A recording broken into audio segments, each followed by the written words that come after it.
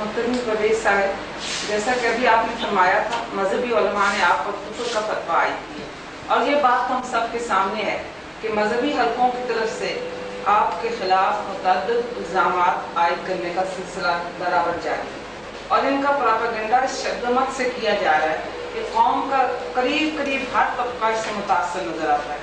یہ منکر سنت ہے، یہ منکر حدیث ہے، یہ 3 نمازیں اور 9 روزوں کا قائل ہے، نئی قسم کی نماز پڑھتا ہے اور اسی کی تلقین کرتا ہے، وغیرہ وغیرہ۔ تو میں یہ پوچھنا چاہوں گی کہ اس جھوٹے پروپیگنڈے کے ازالے کے لیے آپ کے پاس کیا ذرائع ہے؟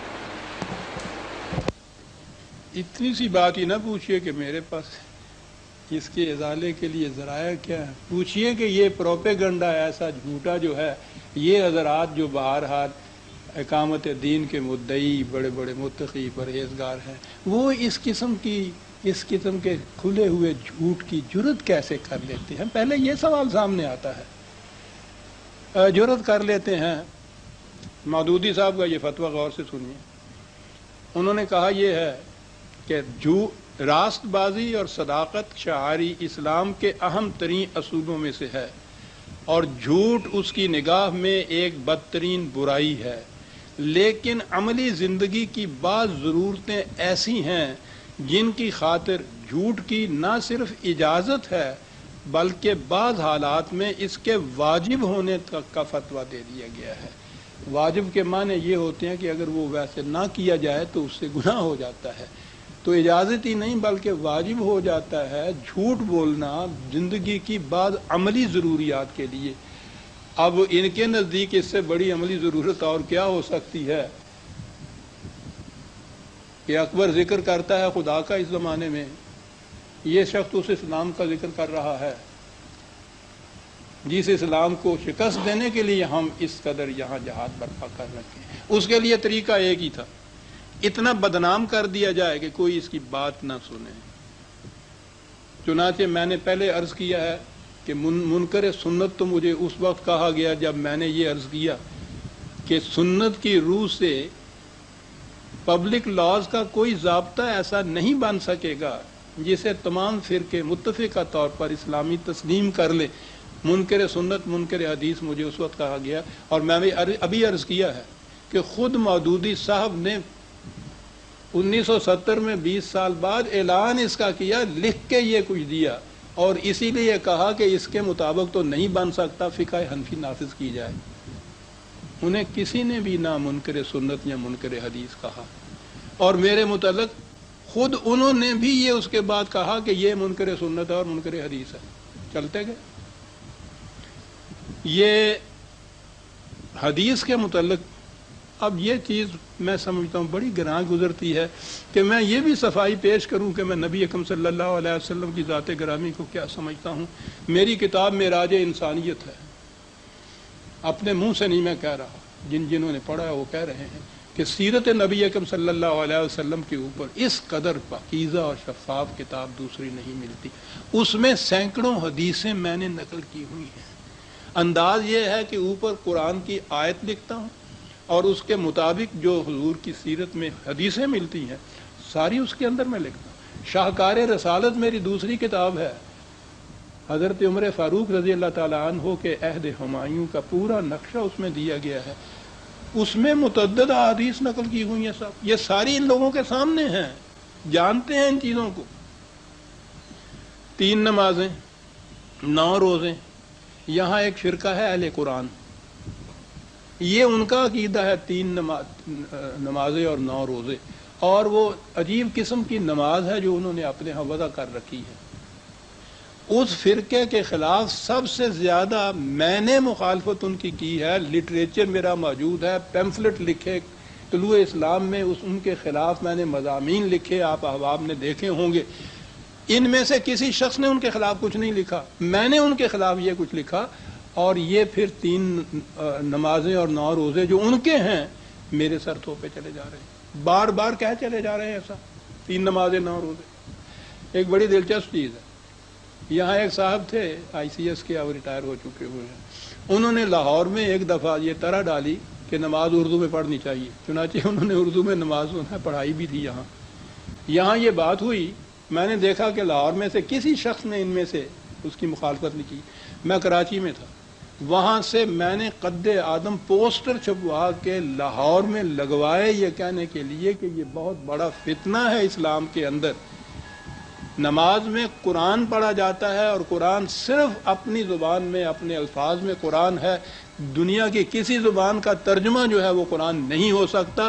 اس فتنے کا ابھی سے سد باب کرو. میں نے یہ کہا اور آج تک یہ کہہ رہے ہیں کہ یہ شخص جو ہے یہ اردو میں نماز پڑھنے کی تلقین کرتا ہے. میرے مطلب جھوٹ بولنا واجب ہو جاتا ہے.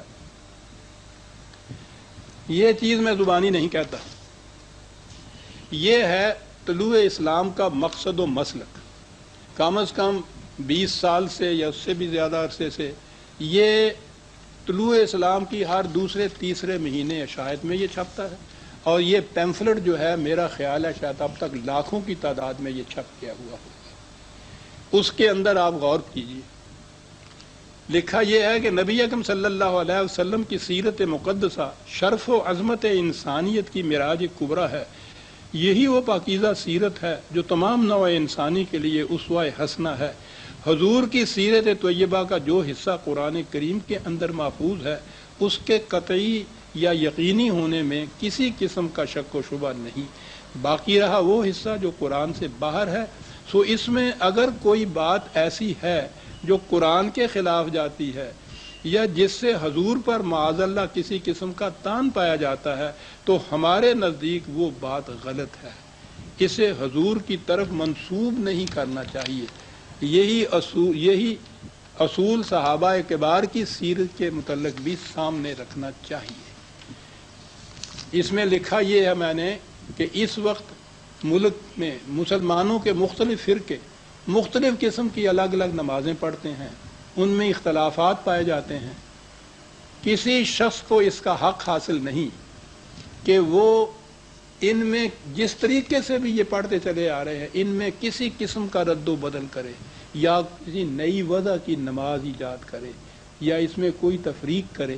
اس میں لکھا یہ ہے کہ یہ چیز اگر کسی وقت اسلامی مملکت قائم ہو گئی اس کا کام ہے کہ امت میں وحدت پیدا کرنے کے لیے کوئی طریقہ اختیار کرے, لیکن کسی فرد یا کسی گروہ کو آج اس کا حق نہیں پہنچتا. اور لکھا یہ کہ ہم بھی اسی طریقے سے نماز پڑھتے ہیں جس طرح سے باقی مسلمان پڑھتے ہیں. ان میں ہم کوئی فرق نہ خود کرتے ہیں نہ کسی طرح سے اس کی تلقین کرتے ہیں, بلکہ کہتے یہ ہے کہ کوئی اس میں کسی قسم کا اختلاف نہ کرے. یہ اس کے اندر یہ سب کچھ لکھا ہوا ہے. جہاں تک احادیث کا تعلق ہے, ہم ہر اس حدیث کو صحیح سمجھتے ہیں جو قرآن کریم کے مطابق ہو. طلوع اسلام کا تعلق نہ کسی سیاسی پارٹی سے ہے نہ مذہبی فرقہ سے, نہ ہی یہ کوئی نیا فرقہ پیدا کرنا چاہتا ہے. اس لیے اس کے نزدیک دین میں فرقہ سازی شرک ہے. امت کے مختلف فرقے جس طریقے سے نماز روزہ وغیرہ کی ادائیگی کرتے ہیں ہم ان میں کسی قسم کا رد و بدل نہیں کرتے. ہم صرف قرآن کی تعلیم کو عام کرتے ہیں تاکہ کسی طرح پھر سے قرآنی نظام خلافت علی منہاج رسالت کا قیام عمل میں آ جائے. یہ ہے ہمارا مسلک جسے ہم برسوں سے دہراتے چلے آ رہے ہیں. اس کے خلاف جو کچھ ہماری طرف منسوب کیا جاتا ہے وہ مخالفین کا پروپیگنڈا ہے. اب رہا اس پروپیگنڈے کی مشینری. جتنی مشینری ان حضرات کے پاس منظم ہے پروپیگنڈے کی, دنیا کی کسی بڑے سے بڑے مملکت کے پاس بھی نہیں ہے. ہر شہر کے ہر گلی, ہر محلے میں, ہر گاؤں میں, ہر کوچے میں مسجد موجود ہے. مسجد میں لوگ جاتے ہیں نماز کے لیے. وہ ان کے ہاں کا ایک ریڈیو اسٹیشن ہے, وہاں 5 وقت لوگ جمع ہوتے ہیں. ہفتے میں ایک دفعہ ایک اجتماع ہوتا ہے. وہاں سے کوئی آواز کسی کے خلاف جو اٹھے سارے ملک کی مساجد میں سے وہ آواز بیک وقت اٹھ جاتی ہے سب, اور وہاں سے پھر وہ نمازی لے کے باہر آتے ہیں. حکم یہ ہے کہ جب امام خطبے میں کچھ کہہ رہا ہو تو نمازی کچھ نہیں کہہ سکتے. جب وہ ختم کرتا ہے اس کے بعد وہ اللہ اکبر کہہ کے نماز کے لیے کھڑا ہو جاتا ہے. نماز کے بعد چلے آتے ہیں اور پھر باہر بات چلتی ہے کہ صاحب دیکھا سنا آپ نے, مولوی صاحب نے آج فرمایا وہ پرویز جو ہے وہ کیا کہہ رہا ہے, وہ کیا کہتا ہے. بھائی تم نے کہیں یہ پڑھا, اس سے ملا, اس سے پوچھا, تمہیں کیسے معلوم ہے؟ کہنے کہ ساری دنیا کہتی ہے، یہ سند ہے، ساری دنیا کہتی ہے، کسی نے نہیں نہ پڑھا ہوتا ہے، نہ مجھ سے پوچھا ہوتا ہے، نہ کبھی خط لکھا ہوتا ہے، ساری دنیا کہتی۔ بات کیا ہے یہ ساری؟ وہاں بھی اکیلا یہ شخص پرویز تھا جو ان کی مخالفت کرتا تھا طلوع اسلام، وہاں ان کو شکست ملی ہے اور بری طرح شکست۔ یہاں بھی انہیں پتا ہے کہ صرف یہ اکیلا شخص ہے جو اس آواز کو اٹھائے ہوئے چلا جا رہا ہے، اور یہاں بھی وہ سمجھتے ہیں کہ اس کا طریقہ یہ ہے کہ اس کو ایسا نکو بنا دیا جائے کوئی اس کے قریب نہ آئے، اور وہ کامیاب ہیں اس میں۔ اچھے اچھے پڑھے لکھے ہوئے لوگ جو ہیں ان کی بھی یہ کیفیت ہے کہ صاحب وہ پرویز صاحب 3 نمازوں والے، اچھا وہ پرویز صاحب 3 نمازوں والے، بھائی تمہیں اس کا کیسے پتہ؟ کہنے کہ ساری دنیا کہتی۔ وہ کچھ خائف بھی ہیں حقیقت میں، اور واقعی اس قسم کا پروپیگنڈا جو ہے بخلا دیتا ہے آدمی کو۔ یہ تو معلوم نہیں کہ کس مٹی کا بنا ہوا میں ہوں کہ اس کے باوجود اس زمانے سن 38 سے لے کے اس وقت تک ان نشتروں کو، ان تیروں کو جھیلتا چلا جاتا ہوں۔ اور عزیزان من باقی رہے عذرائے، انقلاب بھی ہمیشہ تنہا ہوتا ہے، یاد رکھیے۔ جب پہلی آواز اٹھاتا ہے سیکنڈ کرنے والا بھی کوئی نہیں ہوتا، اس کے بعد بھی اس کی ہاں میں ہاں ملانے والا اور باہر کھڑے بندوں ملانے والا وہ بڑے دل گردہ کا مالک ہوتا ہے جو چاہتا ہے۔ بہت کم لوگ ایسے ملتے ہیں جو اس کے ساتھ ملیں۔ میرے ذرائع کیا ہو سکتے ہیں؟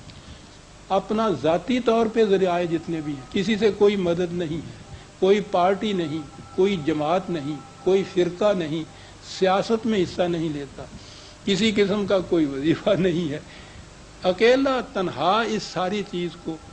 ذرائع میرے ہاں کہ آپ کو معلوم ہے طلوع اسلام میگزین ماہوار، اس کے پیمفلٹس جو ہم ہزاروں کی تعداد میں، لاکھوں کی تعداد میں شائع کرتے ہیں، میرا ہفتہ وار درس، اس کے ٹیپس جو ریکارڈ ہوتے ہیں، وہ اللہ کا شکر ہے پاکستان کے ہر بڑے شہر میں اور اب باہر انگلینڈ اور امریکہ تک میں ٹیپس کے ذریعے سے قرآن کی آواز جو ہے وہ باہر جا رہی ہے۔ یہ وہ ذرائع ہیں، اس وقت اپنی محدود وسعت کے مطابق ان کو میں استعمال کرتا ہوں، اس سے زیادہ میرے پاس ہے نہیں۔ عمر اب میری قریباً 80 کے قریب ہونے کو آئی۔ یہ آپ سوچ سکتے ہیں کہ اتنے مرحلے کے بعد اس عمر میں بھی یہ کچھ اسی طرح سے کیے چلا جا رہا ہوں، اور یہ کسی پہ نہ احسان ہے نہ کسی پہ مروت ہے۔ ایک میرے ایمان کا تقاضا ہے، میرے دل کی پکار ہے جس کو پکارتا جاتا ہوں، جب تک اللہ تعالیٰ اس توانائی دے گا اس پکار کو زندہ رہتا ہوں۔ مسلک یہی ہے کہ کہتا ہوں وہی بات، سمجھتا ہوں جسے حق، نئے ابلہ مسجد ہوں، نہ تہذیب کا فرزند، اپنے بھی خفا مجھ سے ہیں، بیگانے بھی ناخوش، کیوں؟ میں زہر حلال کو کبھی کہہ نہ سکا کان۔ اور ایمان میرا یہ ہے کہ غلط اور صحیح، حق اور باطل، جائز اور ناجائز کا واحد معیار خدا کی کتاب ہے۔ اور ہر شخص سے یہ میں کہتا ہوں کہ گر تو می خواہی مسلمان زیستن، نیست ممکن جز بقرآن زیستن، حسبنا کتاب اللہ۔ یہ حضرت عمر رضی اللہ تعالیٰ عنہ کے اعلان میں دہرایا چلا جا رہا ہوں، اور اس لیے کہ قرآن اس کے متعلق کہتا ہے کہ یہی کتاب کافی ہے تمہارے لیے صاحب۔ یہ ہے میری آواز، میری بیٹی، یہ ہے میرے خلاف پروپیگنڈا، اور یہ میرے پاس محدود سے ذرائع ہیں جن کو میں استعمال کر رہا ہوں۔ جتنے احباب اس کو اچھا سمجھیں اور ان میں یہ جرت ہو کہ وہ باہر جا کے بھی کہیں، وہ اس پکار کو آگے پہنچاتے ہیں، نہ کہیں، مجھے کسی پہ گلہ نہیں، کوئی شکوہ نہیں۔ جس کے دل کی پکار ہے وہ زبان پہ لائے، یہ جس کے دل کی پکار نہیں ہے میں اس کی زبان سے بھی یہ نہیں سننا چاہتا، اس میں منافقت کا سوال ہی نہیں ہے صاحب۔ یہ ہے عزیزہ میرا مسلک، یہ ہے کہ میرے خلاف پروپیگنڈا کیوں ہو رہا ہے صاحب۔ انہیں معلوم ہے کہ کہیں اور سے یہ آواز نہیں نکلے گی،